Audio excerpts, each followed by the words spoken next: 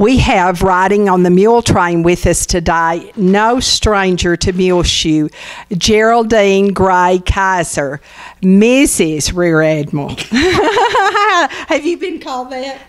Yes, but I prefer Commander-in-Chief of the House. Oh, you're Commander-in-Chief of the House. Is that right, Bob? Without exception. But this really is the Rear Admiral, Robert Kiser. What's your middle name? Actually, Robert is my middle name. Just like Geraldine. So we go by our middle names if it's a witness protection thing. Is it my first name is William Robert Kiser. William Robert Kiser, the first, second, third, junior, senior, Esquire. The only, apparently. The only. Okay. Now, Geraldine, do you remember the last time you were here in our home? Yes. Now, I don't think Bob was with you. Yes, he was. Were you here? Oh, I'm so sorry. You were smaller or younger. And all four girls. We still have the VHS tape from them. Oh, well, good. And where were you all stationed at that time? Bob had gotten out of the Navy at that time, and we were in College Station. Oh, I didn't. So there was a period you were out of the Navy. Yes, I was in for 8 years, got out for 5 years. The first Gulf War happened, and I was recalled to active duty and basically stayed. And Geraldine, you graduated from Muleshoe High School what year? 1972. 72. And so how did you meet Bob Kiser? We both went to Abilene Christian. Then Abilene Christian College, now university, and he was, I think, the first guy I met there. He was friends with my roommate from Miami, Florida. And was he from Miami? Yes. You were from Miami, Florida. And so what did you think of Muleshoe, Texas, the first time you came here, Bob? I thought it was amazingly flat, and actually it was brown at the time. It reminded me of a brown billiard table, actually. but you know, it was a delight to come. It was the first time that I had a chance to meet Jesse and Phoebe, and that's her parents, exactly. The late Jesse and Phoebe Gray. Yes, and it was the first step in my calculated move to woo their youngest daughter, which was very successful, I might add. And what year was that, your visit here? That was in 73, I think. And so where did you marry? We married actually in Lariat in 75, in December 75. At her home? No, at the Church of Christ in Lariat. Oh, at the Church of Christ in Lariat. What date was that? December 20th, 1975. And tell me about your children and where they are today. We have 4 daughters. Our oldest daughter is Katie. She lives in Amman, Jordan. She's a Foreign Service officer with the State Department and works at the embassy there. Our second daughter is Adrian. She has moved here and actually lives in the house I grew up in now. Oh, really? She's a pharmacy tech right now for Walgreens in Clovis. In Clovis. She commutes. Right. Our third daughter lives in Jacksonville, Florida. She works for Catholic Charities in Refugee Resettlement in Jacksonville, Florida. I think I said that already. And our fourth daughter is teaching English in junior colleges around Denver. She just finished her master's last year, and so she's in her first year of teaching after that. Well, how wonderful. Nobody's married? No, although our fourth daughter is getting married to Karen is getting married to one of her coworkers who is actually a Swedish national, and so Geraldine and I are going to be going to Sweden for the wedding in June. How wonderful. But, of course, you've been around the world a couple of times. Now, when did you actually join the Navy? I joined the Navy in 1974. I was an ensign. And the Navy was offered me a scholarship for medical school, and so I took it, and the rest is history, as they say. And it's really not history. We got to fill it in. So, 75. You've been corrected. Okay. So stand corrected. I stand corrected. Say it. You bet. You wouldn't say it. I do what I'm told. I'm in the Navy. He's not the numbers guy. And so that's okay. We'll let it pass. So when did you actually become Rear Admiral William Robert Kiser? You make it sound so official when you. It is. We moved to I was selected in 2008, and we moved from D.C., where we were stationed at the Bureau of Medicine and Surgery at D.C., the Navy headquarters. We moved to Portsmouth, Virginia, where I became the commander of the Naval Medical Center at Portsmouth and the commander of Navy Medicine East, which is a geographic area that extends from Corpus Christi and Chicago all the way around the world to the Middle East. Mm-hmm. And so it was a very large area of responsibility, and the best thing about that, though, was that we lived in this wonderful house, and Geraldine got to be the queen bee for the lady of the house. The lady of the house, the lady of the medical center. She made huge numbers of friends. She represented the Navy and Muleshoe very well, and it was pretty great. You had fun. I did. And so now, did you host a lot of social events? Yes. There? And the house we lived in was built in 1906. It was on a spit of land out in the Elizabeth River, and we had the view of the city of Norfolk and Portsmouth from our front door, and it was just fantastic. It was a little bit different from the curve at Larry had. No kidding. How big was that house? If you count the basement and all the floors, it was 5,000 square feet. And so, did you have help to keep it? No. Oh, really? Oh. Wait, hold on. Now, I get to correct. I was the help to make. He was the houseboy. So now tell me, he was gone most of the time. About half the time he was gone. So Geraldine, what was the thing? If you could tell me one thing that you did in the house that you will always remember more than anything else, what would it be?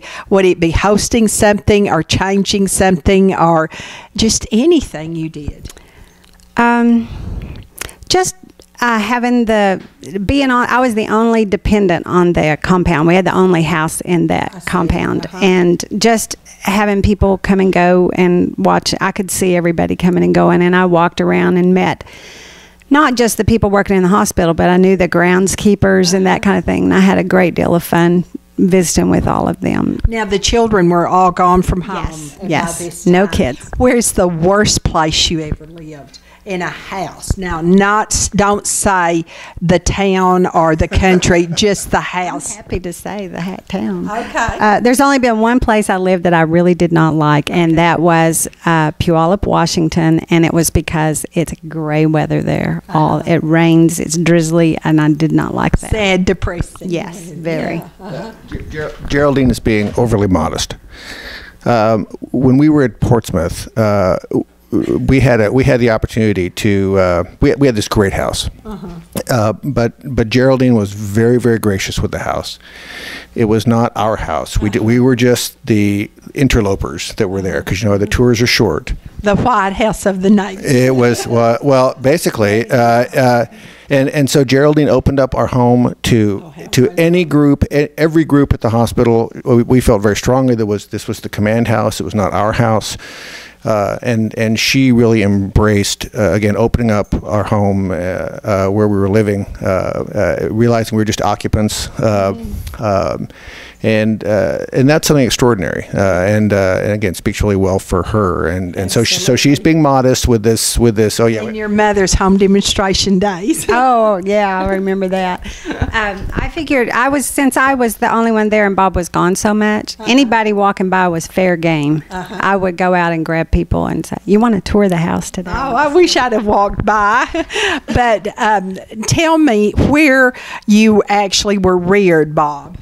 It's a hard question. My father was in the Army, and so we moved all over the place. Sure. And when I made a decision to join the Navy, my father probably thought that I had committed some critical error.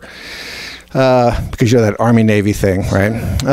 Although I think he died when I was an intern a long time ago, and but I suspect having things turned out as they did, I think he probably would say it turned out okay for me. I would think so. Now, where did you go to medical school? I went to the University of South Florida in Tampa, Florida, and then from there interned. Gerald and I moved. We married, then moved to Tampa, where I was an ensign medical student, and then we moved to Oakland, California, where I was an intern. then to San Diego, where I was on a ship for a bit, then to Charleston, South Carolina, then to where I did my residency, then to Guam, where I was a staff family physician, then to Camp Pendleton, California, where I was on faculty. Then that's where I got out of the Navy. We went to College Station. From College Station, I was recalled for the first Gulf War, so I served aboard the hospital ship Mercy in the Arabian Gulf during the first Gulf War. From there, we went to Washington State, where certainly the weather was not conducive. From there to Jacksonville, Florida, we were there for 7 years. Then where I had a series of jobs, including being the family, it's called family practice specialty leader. I was the head family physician in the Navy. Then from there, went back to Guam to be the executive officer and commanding officer of Naval Hospital Guam, which is certainly my favorite naval hospital and my favorite island in the whole world. Guam. Absolutely. Then why? Guam is a wonderful place. It's people are warm, people are friendly, people really appreciate what it means to be Americans. It's what? It's sunny there. Oh, sunny. the license plates there say Guam, USA. I mean, people are very proud of being Americans. It doesn't say Texas, USA. It doesn't say Florida, USA. Guam, USA. It was just a wonderful place. I was surrounded by wonderful staff, wonderful people. It was just a delight. And so, it's good to hear. Yeah, absolutely. And also, Geraldine, that was her first foray into being executive officer, then a commanding officer's wife, and she did great stuff there. So from there to the Air War College. Our third daughter, Ellen, was born in Guam, and she was, the first time we lived there, 3 months old, we left, so we didn't think she'd ever see Guam. No. But we ended up moving back there, and she graduated from high school, from Guam High School. How unique for a Navy bred. Indeed. Yeah. So I went from Guam to the Air War College, where I spent a year with the Air Force in Montgomery, Alabama. Then we went back to the Pacific for 3 years, where I was the Pacific Fleet Surgeon. In Hawaii, and then D.C., and then Portsmouth, and then now in San Antonio. So lots of moves. Now tell us what he does in San Antonio and what you do. I do whatever I please in San Antonio because Bob, he's the commandant of Medical Education and Training Campus, which we shortened to call METC, M-E-T-C, and it is the bringing together the Army, Navy, Air Force, and Coast Guard medical enlisted training for all the armed forces of the United States. So it's a pretty big undertaking. And he's the first commandant. It's brand new. It's just started. And this is of all branches. Yes. And it's the enlisted men and women who yes. go there. It's like a junior college, would you say? Absolutely. And so did she do well? Well, absolutely. Geraldine does well everywhere she goes. The Medical Education and Training Campus is really an amazing opportunity. We, for the longest time, whenever our folks have deployed, we have Navy hospital corpsmen and Army medics and Air Force medics and Coast Guardsmen, health service technicians. Whenever we go out and deploy, folks always deploy together. But we'd never had the opportunity to train together. And so what happens now, or what happened previously before METC stood up, people would go to their training and be very well trained, and then they would go somewhere in support of our country, but it would take them a while to figure out what those other guys did and what exactly was your training and how does this work for you, et cetera. Well, now we train together. Yes. And so what happens is when people deploy, not only do they know what their other partners have gone through training wise, but you're not unlikely to find someone you actually knew that you actually trained with. Right. So it makes relationships a lot easier. And I would think this is quite an improvement for our military. What is the most important thing that you learned in Muleshoe when you were reared here? Oh my. Most important thing I learned. I think that my values were established here from my parents and from church. Even though Bob and I have such hugely different backgrounds, our attitudes toward religion and money and raising children all coincide. So that is, I think, what has really worked well for us. So it was a high standard. Yes. A high Yes. standard. Geraldine was Geraldine Gray. She's now Miss Bob Kiser and has been for a couple of days. 35 years. And of course, she was reared here, the daughter of the late Phoebe and Jesse Gray, and her sister June Gray still lives here. And listen, thank you. I have a present for you. Oh, you do? I do. This, in medical parlance, this is the coin, the official coin of the Medical Education Training Campus, and we call this the coin of the realm. And the Admiral gets to give this to whomever he likes, whomever he thinks has done an excellent job in supporting the community. And I want to give you one of these. Now, this is given in a special way. It's given in a special way. Oh, okay. We need the cameras flashing. I have to put it in my palm. And Okay. I have to shake hands with you. Yes. Okay, Okay, here we go. you hold the microphone. Here we go. And can you? Here we go. This is exciting. Okay. Okay, good stuff. Okay. Then you take it, and then you're supposed to sort of not really acknowledge that you've gotten it. You see, then I give it to you. It's secret. Oh. You see, but on the coin, it's not that secret since we're being filmed. But Yes. on the coin, on one side is the logo of the campus. On the other side, Can I show it? You can indeed. And on the other side, there's an inscription that basically says that's presented by the inaugural commandant. That's me. To Magann for doing such great stuff for so long here in Muleshoe. Now, I want to know, when I talk to little children, 5 and 4 years of age, I say, what stuff? You tell me, Rear Admiral. Well, I would tell you, I was listening this morning, and it is very clear to me that you are in very many ways the voice of this community, and that's not something to be sniffed at, my dear. Oh, thank And you. you can trust me because I'm in the Navy and I know Geraldine. Oh, well, I am very touched and shocked and, gee, what You're can... one of 2 people in Muleshoe that has one of these. And who's the other one? Gene Sheets. Gene Sheets. Because of course, his son is a Navy helicopter pilot. Yes, and you know We do. the Yes, la la. Yes, we had the honor of meeting him when we were in Hawaii, and he's coming through on deployment. Oh, that's wonderful. And do you know that his father, Gene's father, who lives in Farwell, wanted to be a pilot? Oh, I did not know that. Yeah, and so this has been something he's got to witness. All right, well, very good. Well, very good. We gave it to Gene so that he could make his son jealous that he has a coin. Well, I'm sure it would, wouldn't Yeah. it? Yes, that's wonderful. Well, we're very proud of them, but we're very proud of both of you and your family.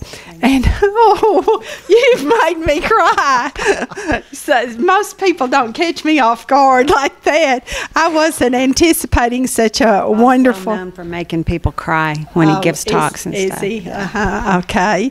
Well, I will remember. And this is our second visit on the mule train with the Kisers. And we are so pleased that you came by our studio and rode again on the mule train. Hope it wasn't too bumpy. Oh, it was great.